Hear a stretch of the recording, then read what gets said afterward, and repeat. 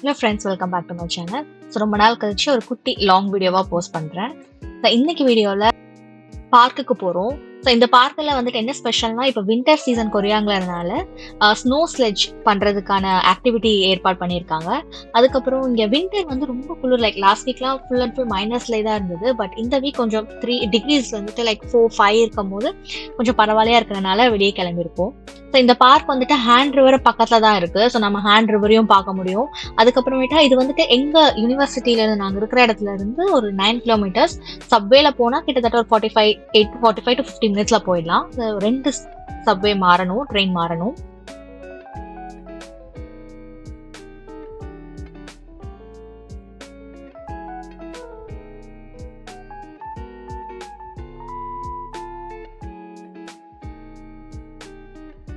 Subway வந்துட்டு rush R டைம்லலாம் ரொம்பவே கூட்டமா இருக்கும்.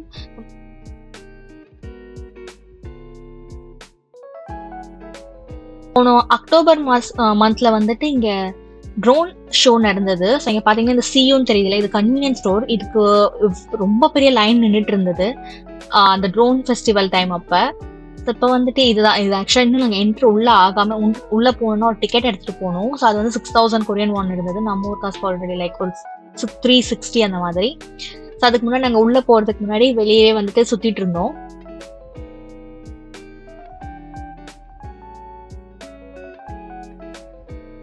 ஸோ ஆட்டம் சீசன்ல இருக்கும் போது இந்த லீவ்ஸ்லாம் வந்துட்டு ரெட் அண்ட் கிரீனிஷ் இதுல இருந்தது, கலர்ஸ்ல இருந்து. இப்போ வின்டர் சீசன் எல்லா லீவ்ஸுமே கொட்டிடுச்சு. திரும்ப அடுத்த நெக்ஸ்ட் ஸ்ப்ரிங் சீசன் ஆரம்பிக்கும் போது புது புது இலையெல்லாம் வரும்.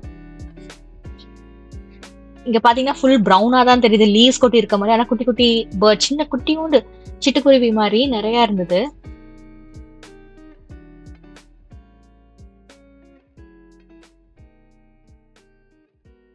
நடக்கும் போதெல்லாம் இந்த இடம் ஃபுல்லாமே ஆக்குபை பண்ணி இது வரைக்கும் வர விட மாட்டாங்க. பட் ஆனா இதுக்கு முன்னாடி இருக்கிற இடத்துல எல்லாமே ஃபுல் பிளாக் பண்ணி நிறைய ஆளுங்க உட்காந்துட்டு இருந்தாங்க. ஸோ நாங்கள் ஃபைனலாக ஒரு ஊஞ்சல் மாதிரி உட்காந்து வியூவும் பார்த்துட்டு உட்காந்து நம்ம டைம் ஸ்பெண்ட் பண்ணலான்ட்டு ஒரு ஊஞ்சல் மாதிரி கிடைச்சது. ஆக்சுவலாக நாங்கள் வரதுலேருந்து தேடிட்டே வந்தோம், எல்லாமே ஆக்குபை பண்ணி வச்சிருந்தாங்க. இது ஒன்று தான் ஃப்ரீயாக இருந்தது.